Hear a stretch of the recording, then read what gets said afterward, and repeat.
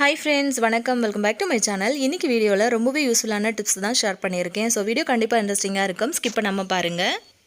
இப்போ நம்ம first tip என்ன அப்படின்னு பார்க்கலாங்க. நிறைய லேடிஸ்க்கு வந்து பார்த்திங்க அப்படின்னா காது இந்த மாதிரி இழுப்பட்ட மாதிரி இருக்கும். அதாவது நம்ம போடுற இயர்ரிங்ஸை பொறுத்து காது வந்து சீக்கிரமாக அந்த ஹோல் வந்து பெருசாகிடும். பார்த்தீங்கன்னா உங்களுக்கு தெரியும் எந்த அளவுக்கு வந்து பெருசாக இருக்குது அப்படின்னு. ஸோ நம்ம வந்து இதை சரி பண்ணணும் அப்படின்னா டாக்டர்கிட்ட போனால் நமக்கு ஸ்டிச் பண்ணி சரி பண்ணிவிடுவாங்க.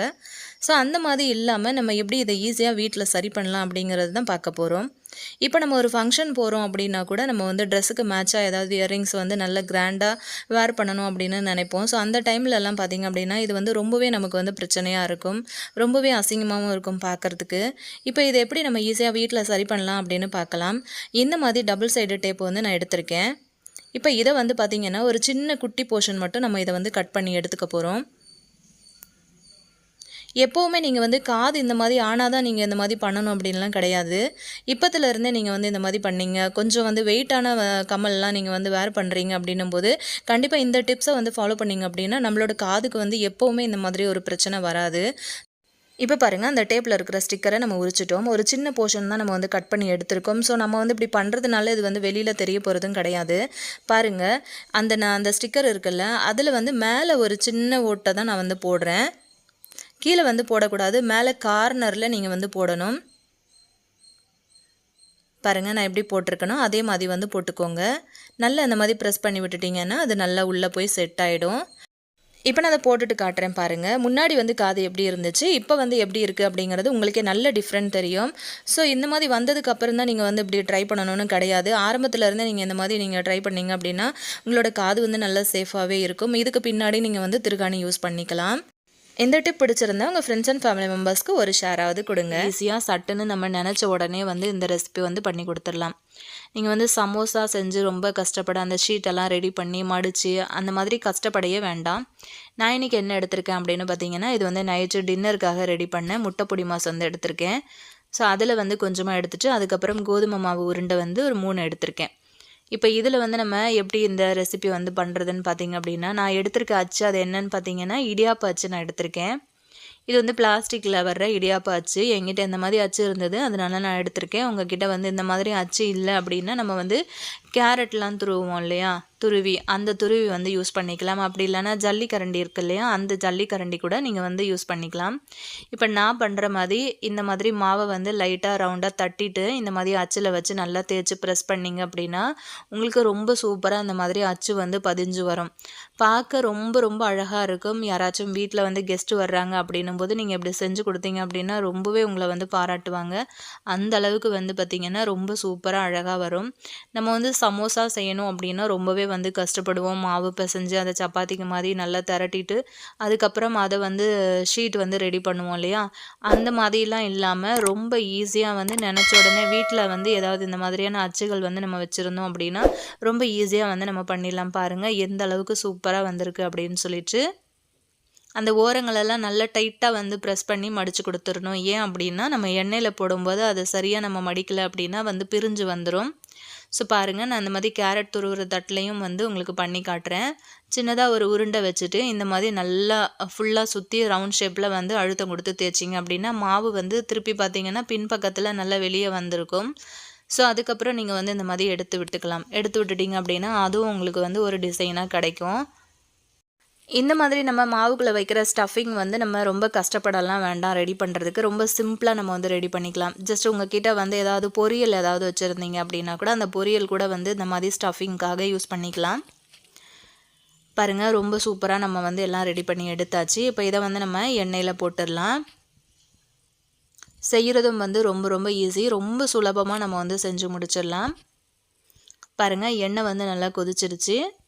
இப்போ நான் இது எல்லாத்தையுமே வந்து உள்ளே சேர்த்துடுறேன். இது ஒரு 5 நிமிஷம் வரைக்கும் உங்களுக்கு டைம் பிடிக்கும். டக்குன்னு வந்து உங்களுக்கு பொரிஞ்சு வந்துடும். நான் வந்து இன்றைக்கி கோதுமை மாவு தான் சேர்த்துருக்கேன். நல்லா ஹெல்த்தியாக இருக்கணும் அப்படிங்கிறதுக்காக. உங்களுக்கு வந்து கோதுமை மாவு சேர்க்க விருப்பம் இல்லை அப்படின்னா நீங்கள் மைதா மாவு அந்த மாதிரி யூஸ் பண்ணிக்கலாம். பாருங்கள், கொஞ்சம் நேரத்தில் நல்லா அந்த மாதிரி செவந்து வந்துருச்சு. இப்போ நம்ம இதை வந்து வெளியே எடுத்துடலாம். ஸோ எடுக்கும்போது நல்லா எண்ணெயை வந்து வடிகட்டிட்டு எடுங்க. பார்க்குறதுக்கும் ரொம்ப அழகாக இருக்கும், அதே மாதிரி சாப்பிட்றதுக்கு ரொம்ப டேஸ்டியாக இருக்கும். நம்ம இந்த மாதிரி ஒரு அச்சு வந்து யூஸ் பண்ணி தான் ரெடி பண்ணோம் அப்படிங்கிறது யாருக்குமே தெரியவே தெரியாது. ஸோ கண்டிப்பாக டக்குன்னு வந்து குழந்தைங்க ஸ்நாக்ஸ் ஏதாவது கேட்குறாங்கன்னா ரொம்ப குயிக்காக அந்த மாதிரி ட்ரை பண்ணி கொடுங்க. நம்ம இப்போ நெக்ஸ்ட் டிப் என்ன அப்படின்னு பார்க்கலாம். நம்ம வந்து பாத்ரூமில் யூஸ் பண்ணுற பக்கெட் வந்து பார்த்திங்கன்னா, இப்போ மழை நேரத்தில் வந்து ஒரு மாதிரி பிசுபிசுப்பு தன்மையோட ஒரு மாதிரி பாசி பிடிச்ச மாதிரி ஸ்மெல் வரும். அதே மாதிரி ஒரு மாதிரி வழுவழுப்பு தன்மை வந்து இருக்கும். அது மட்டும் இல்லாமல் இந்த பக்கெட்டில் வந்து பார்த்திங்க அப்படின்னா உங்களுக்கே வந்து பார்க்கும்போது தெரியும், உப்பு தண்ணி கரை நிறைய அங்கங்கே வந்து பிடிச்சிட்டு பக்கெட்டே வந்து ரொம்ப அழுக்காக இருக்குது. நான் உங்களுக்கு வெளிச்சத்தில் காட்டுறேன் பாருங்கள். அங்கங்கே வந்து பார்த்திங்கன்னா டாட்டாக இருக்குது பாருங்கள். ஒயிட்டாக வந்து ஃபுல்லாக பக்கெட் ஃபுல்லாகவே இருக்குது இல்லையா? ஸோ பின்னாடி இந்த பக்கம் வந்து பார்த்திங்கன்னா ரொம்பவே அழுக்காக இருக்குது. இதையும் வந்து நம்ம எப்படி க்ளீன் பண்ணலான்னு பார்க்கலாம். நம்ம வந்து ஆல்ரெடி எடுத்தோம் இல்லையா, அந்த புளிச்ச தோசை மாவு தான் நான் வந்து எடுத்திருக்கேன். ஒரு ஸ்க்ரப்பர் யூஸ் பண்ணி நல்லா அந்த தோசை மாவை வந்து இந்த பக்கெட்டில் வந்து ஃபுல்லாக கொட்டிட்டு நல்லா அப்ளை பண்ணி தேய்ச்சி கொடுத்துருங்க. இந்த மாதிரி நல்லா தேய்ச்சி விட்டீங்க அப்படின்னா உங்களோட பக்கெட் வந்து பார்த்திங்கன்னா புதுசு மாதிரி ஆகிடும். இது பக்கெட்டுக்கு மட்டும் கிடையாது, நம்ம வீட்டில் டேப் எல்லாம் இருக்கு இல்லையா, சில்வர் டேப்பு, அது எல்லாமே நீங்கள் வந்து அழகாக க்ளீன் பண்ணலாம். அதே மாதிரி வாஷ் பேஷன் கூட சூப்பராக வந்து க்ளீன் பண்ணலாம். நல்லா அந்த அழுக்கு எல்லாமே வந்து கரை எல்லாம் சூப்பராக விட்டு வந்துடும். அது மட்டும் இல்லாமல் அந்த உப்பு தண்ணி கரைகள் எல்லாம் ரொம்ப சூப்பராக வந்து எடுத்துகிட்டு வந்துடும். நான் உங்களுக்கு வாஷ் பண்ணிவிட்டு காட்டுறேன் பாருங்கள். பக்கெட் வந்து நான் முன்னாடி காட்டும்போது எந்த அளவுக்கு இருந்தது அப்படின்னு, வாஷ் பண்ணினதுக்கு பிறகு வந்து எந்த அளவுக்கு வந்து நான் சூப்பராக பளிச்சுன்னு ஆயிருக்கு அப்படின்னு உங்களுக்கு பார்க்கும்போதே தெரியும். எப்போவுமே வந்து மாவு புளிச்சிருச்சு அப்படின்னா ஒரு சிலர் வந்து அதையும் யூஸ் பண்ணுறவங்களும் இருக்கிறாங்க, புளிச்ச மாவை. ஸோ ஆல்ரெடி நான் இந்த டிப்பு வந்து ஷேர் பண்ணியிருக்கேன். அதுக்கே நிறைய பேர் கேட்டாங்க, ஏன் புளிச்ச மாவு வந்து நீங்கள் யூஸ் பண்ண மாட்டிங்களா அப்படின்னு. ரொம்ப புளிச்சிருச்சு அப்படின்னா நம்ம வந்து உடம்புக்கு ஒத்துக்காது இல்லையா, வயிறு வலி அந்த மாதிரிலாம் வரும். ஸோ நான் வந்து யூஸ் பண்ண மாட்டேன். இந்த மாதிரி வந்து க்ளீன் பண்ணுறதுக்காக யூஸ் பண்ணிக்குவேன். பாருங்கள் எந்த அளவுக்கு பளிச்சுன்னு இருக்குன்னு, நீங்களும் ட்ரை பண்ணி பாருங்கள். இப்போ நம்ம அடுத்த டிப் என்னன்னு பார்க்கலாம். நம்ம வந்து மெஷினில் துணி துவைக்கிறதுக்காக யூஸ் பண்ணுற இந்த மாதிரி லிக்விட் பாட்டில்ஸ் எல்லாம் நம்மக்கிட்ட நிறைய இருக்கும். சர்ஃப் எக்ஸல், ரின்னு இந்த மாதிரி நிறைய இருக்கும் இல்லையா, அதெல்லாம் தீர்ந்துருச்சு அப்படின்னா இந்த பாட்டில் வந்து நிறைய விதத்தில் நம்ம வந்து யூஸ் பண்ணிக்கலாம். கிச்சனில் இதை வந்து எப்படி யூஸ் பண்ணிக்கலாம் அப்படிங்கிறது தான் பார்க்க போகிறோம். ஒரு கத்தி சூடு பண்ணிச்சு, எனக்கு தேவையான அளவில் தேவையான சைஸில் நான் வந்து கட் பண்ணி எடுத்துக்கிறேன். இந்த மாதிரி கட் பண்ணி எடுத்ததுக்கப்புறம் நம்ம இதில் ஒட்டிகிட்டு இருக்க அந்த பேப்பர் எல்லாத்தையும் ரிமூவ் பண்ணிவிட்டு நல்லா சோப்பு போட்டு வாஷ் பண்ணி நம்ம எடுத்துகிட்டு வந்துடலாம்.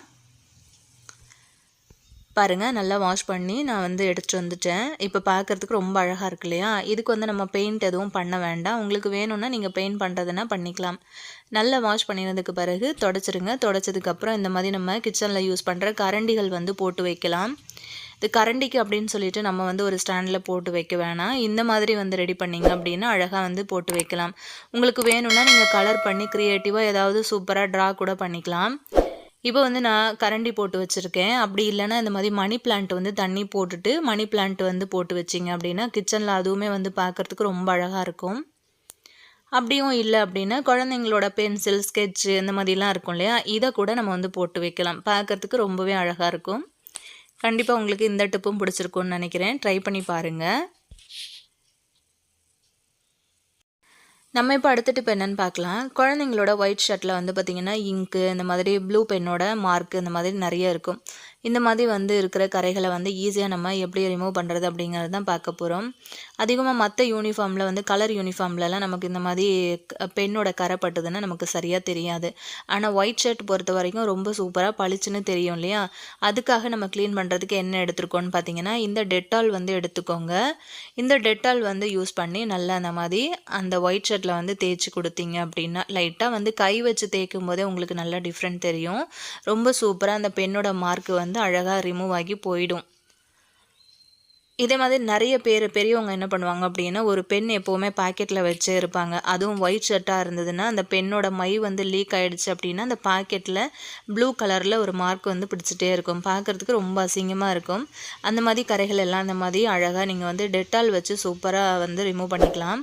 நான் லைட்டாக வந்து தேய்ச்சி கொடுத்த உடனே வந்து பார்த்திங்கன்னா இது ஃபுல்லாகவே ரிமூவ் ஆகி போயிடுச்சு. அதுக்கப்புறம் நீங்கள் வந்து வாஷ் பண்ணிக்கலாம். அதாவது சோப்பு, லிக்விடு என்ன வேணாலும் நீங்கள் போட்டு வாஷ் பண்ணிக்கலாம். காயவும் வைக்க வேணாம், நீங்கள் வந்து ஊறவும் வைக்க வேண்டாம்.